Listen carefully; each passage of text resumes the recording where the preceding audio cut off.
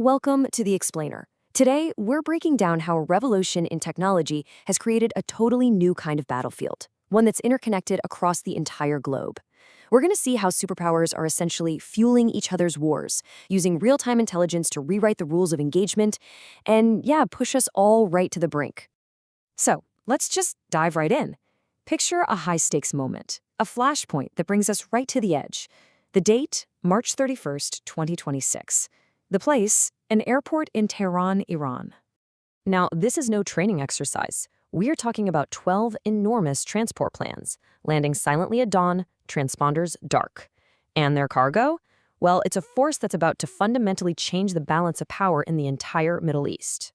3,000. That's how many elite Russian paratroopers from the 76th Airborne Division are on board.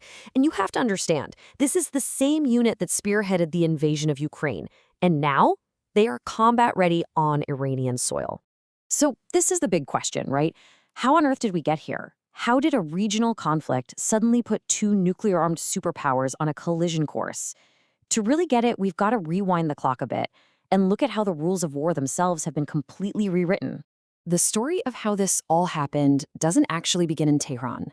It starts in Ukraine, right after the 2022 invasion, where a whole new kind of warfare was really born. Okay, so while the groundwork for this was being laid for years, the 2022 invasion just changed everything. The US put together this group called Task Force Dragon, and its job wasn't just about sending weapons. Not even close. It was about building a direct, real-time intelligence pipeline, a shared network to find, prioritize, and help strike Russian targets together. And this system has a name. Experts call it the modern kill chain. You know, in the past, it could take days, even weeks, to act on intelligence. But now, the time from seeing a target on a satellite to hitting it with a long-range weapon is squeezed down to just a few minutes. It makes warfare unbelievably fast and way, way deadlier than it's ever been. And this slide, this really shows you the night and day difference. See, during the Cold War, proxy wars had this built-in safety buffer. The intel was slow, a spy plane photo that was already days old, support could be denied, but today, that buffer is just gone. We've moved from slow and deniable to providing decisive, real-time targeting that basically screams, that tank just moved, hit it, right now. And if you want a perfect, almost shocking example of this new reality, look no further than the sinking of the Moscow. The US provided the exact up-to-the-second location of that warship. Ukraine used that intel to fire 2 missiles, and boom, the flagship of Russia's Black Sea Fleet went straight to the bottom.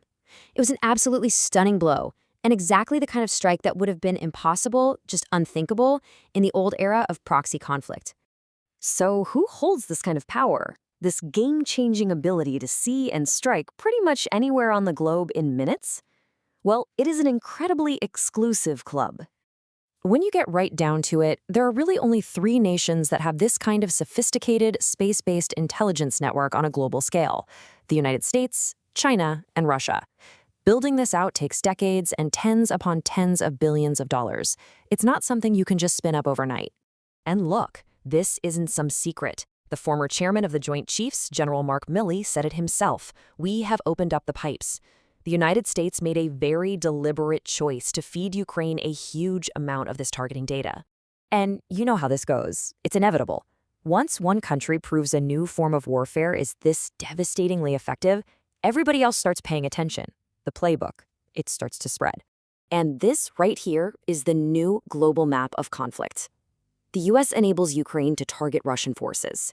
So Russia retaliates by giving targeting data to Iran to use against US assets. Meanwhile, China is feeding intelligence to Russia. The superpowers are now acting as direct enablers, fueling this web of interconnected proxy wars all across the globe. Which brings us right back to that runway in Tehran in March of 2026. But now it makes a lot more sense, right? We can see the invisible forces that put those Russian troops there. This wasn't just some political gesture. It was a direct countermove in this new global intelligence war. Yeah, those 3,000 soldiers, they are not there for a parade. They've been put there to defend key Iranian facilities, creating a deliberate tripwire. It's a move designed specifically to trigger a direct clash between American and Russian forces if the US decides to attack. And the escalation ladder is just terrifyingly short.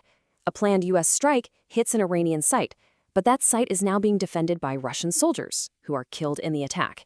And just like that, a regional conflict explodes into a direct shooting war between two nuclear powers.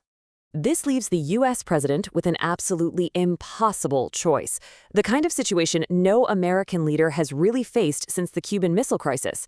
Option A, attack and risk World War III. Option B, back down and hand a massive strategic victory to your rival. And to make everything worse, NATO is divided on this, leaving the U.S. to face the crisis pretty much on its own. So this brings us to a really critical idea.